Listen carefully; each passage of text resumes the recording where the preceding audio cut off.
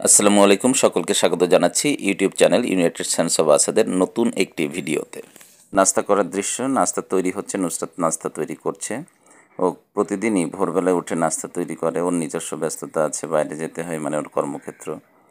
তারপরেও ও কিন্তু নিয়মিতভাবেই নাস্তা করে, নিজে নাস্তা করে খাবার নিয়ে যায় এবং আমার জন্য খাবার গুছিয়ে রেখেছে। আমি সাধারণত ওই সময়টা শুয়ে থাকি, ঘুমিয়ে থাকি।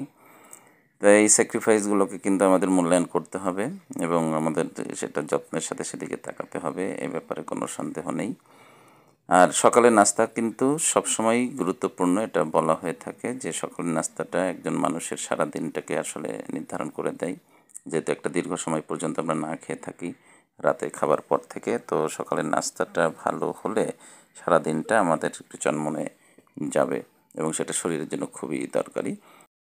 নুসরাত বেশ কিছুদিন ধরে বলছিল যে ও ফুচকা খাওয়াবে, ফুচকা খাওয়াবে। আমিও খেতে ভালোবাসি, বিশেষ করে ঘরে তৈরি ফুচকা।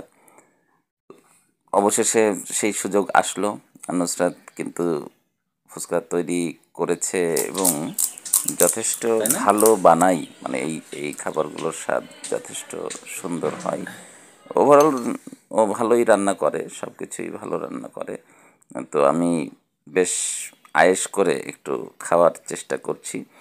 খুব স্বাভাবিকভাবেই আমরা জানি যে বাইরের খাবার আর ভেতরের খাবারের ভেতরে কিন্তু একই, মানে মানে অনেক পার্থক্য। একই খাবার কিন্তু খাওয়ার, মানে আপনি কোথায় বসে খাচ্ছেন, কোথায় তৈরি করা হচ্ছে, এটা খুবই গুরুত্বপূর্ণ। আমাদের এই ব্যাপারে একটু সচেতন থাকা দরকার, এই কারণে যে আমাদের যে বাইরের খাবার যে পরিবেশে দেওয়া হয়, সব জায়গায় কিন্তু আপনার মানটা ভালো থাকে না। বেশিরভাগ জায়গায় মান ভালো থাকে না, এইটা বলা যায়। তো আমাদের এ ব্যাপারে সচেতন থাকতে হবে, কারণ সুস্থতার খুব গুরুত্ব আছে।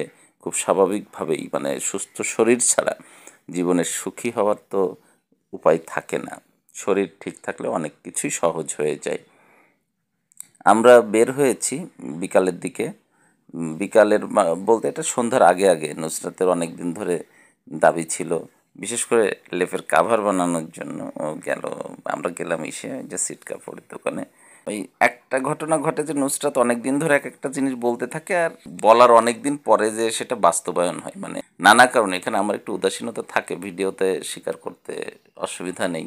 যাই হোক, আমরা ওখান থেকে কাজ সেরে একটু টুকটাক বাজার করলাম এবং একই সাথে কিছু ফল ফলাদিও কিনলাম। একটা পত্রিকা কেনা দরকার। পত্রিকা কেনার জন্য আমরা রিক্সায় উঠে গেলাম। এই যে 5 নম্বর সেক্টর উত্তরা, এখানে যে লেকের পাড় ঘেঁষে একটা দোকান আছে, ওখান থেকে পত্রিকা নিয়ে আমরা বাসায় ফিরবো। বাসায় ফেরার সময় অবশ্য আমরা হেঁটে হেঁটে ফিরলাম। হাঁটতে আমার ভালোই লাগে, সুযোগ পেলেই হাঁটি। যদি খুব ব্যস্ততা না থাকে তাহলে পথটা হেঁটে যাওয়ার চেষ্টা করি, আর যদি সঙ্গে থাকে প্রিয় কেউ তাহলে তো অসাধারণ হয়ে ওঠে। বাসায় ফিরে আমরা একটু কমলা চেক করেও দেখলাম যে কেমন কি। তো সব থেকে স্পেশাল ব্যাপার ছিল, নুসরাত আমাকে খুব দারুণ একটা কফি বানিয়ে খাওয়ালো রাতে। এই পরিবেশে সেটা এত সুন্দর মানিয়ে গেল এবং স্বাদের দিক দিয়ে, মানের দিক দিয়ে আমি মুগ্ধ হয়ে গেলাম।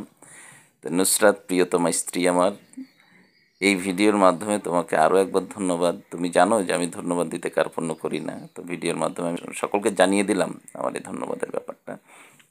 প্রিয় দর্শক শ্রোতা, কেমন লাগলো আমাদের এই ছোট্ট ভিডিওটি জানাবেন এবং আমাদের চ্যানেলের সঙ্গে থাকবেন। সবাই ভালো থাকবেন। আল্লাহ হাফিজ।